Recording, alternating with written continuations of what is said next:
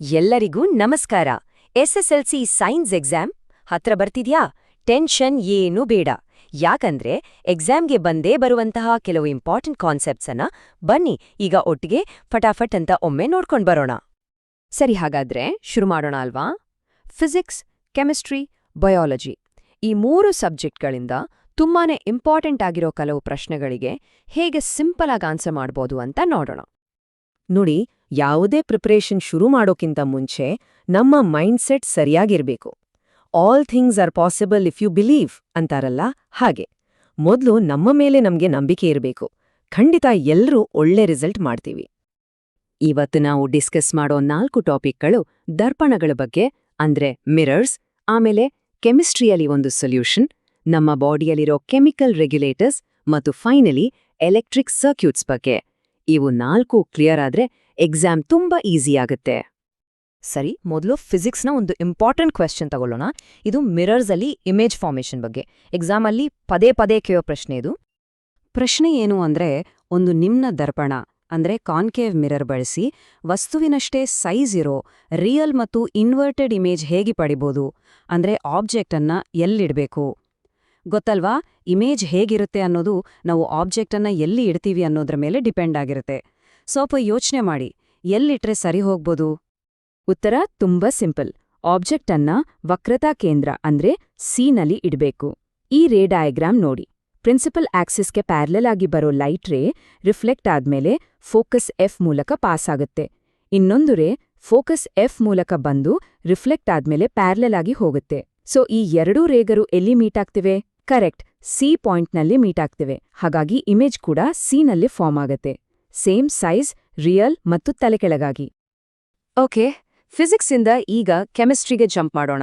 ಒಂದು industrial ಪ್ರಾಸೆಸ್ಸಲ್ಲಿ chemical reactions ಹೇಗೆ ಕೆಲಸ ಮಾಡುತ್ತೆ ಅನ್ನೋದನ್ನ ಈಗ ನೋಡೋಣ.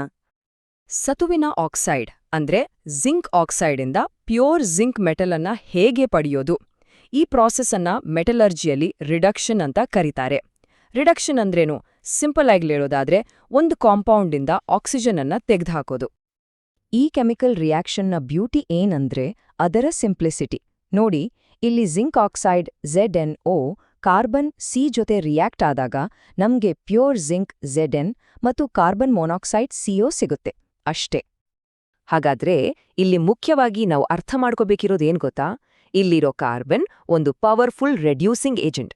ಅಂದ್ರೆ ಅದು ಜಿಂಕ್ ಆಕ್ಸೈಡ್ ಹತ್ರ ಹೋಗಿ ನಿನ್ ಹತ್ರ ಇರೋ ಆಕ್ಸಿಜನ್ ನನ್ಗೆ ಕೊಡು ಅಂತ ಕೇಳಿ ತಗೋತೆ.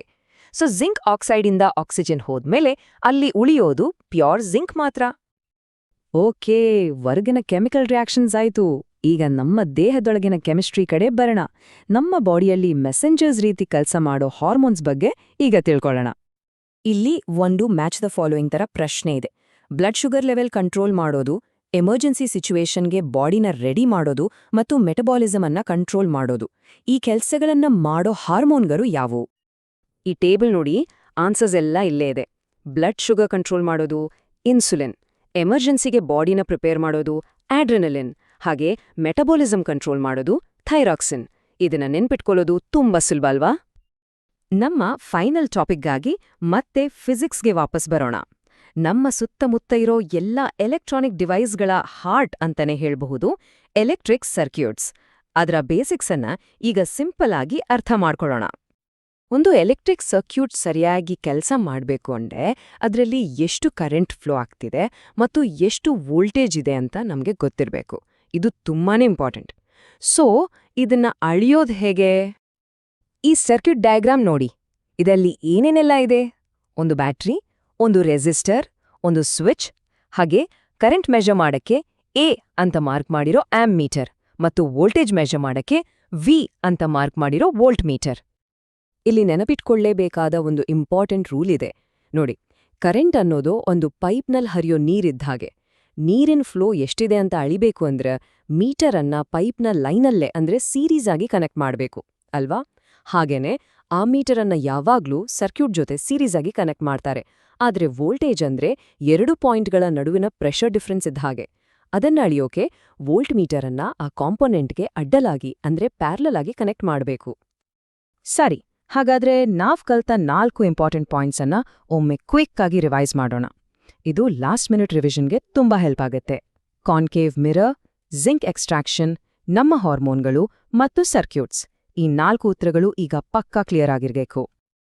ಈಗ ನಾವು ನೋಡಿದ ಈ 4 ಕಾನ್ಸೆಪ್ಟ್ಗಳಲ್ಲಿ ಯಾವುದು ಈಗ ತುಂಬಾನೇ ಸಿಂಪಲ್ ಅನ್ನಿಸ್ತು ಮತ್ತೆ ಯಾಕೆ ಅದು ಅಷ್ಟು ಈಸಿ ಆಯ್ತು ಅಂತ ಒಮ್ಮೆ ಯೋಚನೆ ಮಾಡಿ. ಇದು ನಿಮ್ಮ ಕಾನ್ಫಿಡೆನ್ಸ್ ಅನ್ನ ಖಂಡಿತ ಹೆಚ್ಚಿಸುತ್ತೆ. ಎಲ್ಲರ ಪರೀಕ್ಷೆಗೂ ಆಲ್ ದಿ ಬೆಸ್ಟ್, ಚೆನ್ನಾಗಿ ಮಾಡಿ.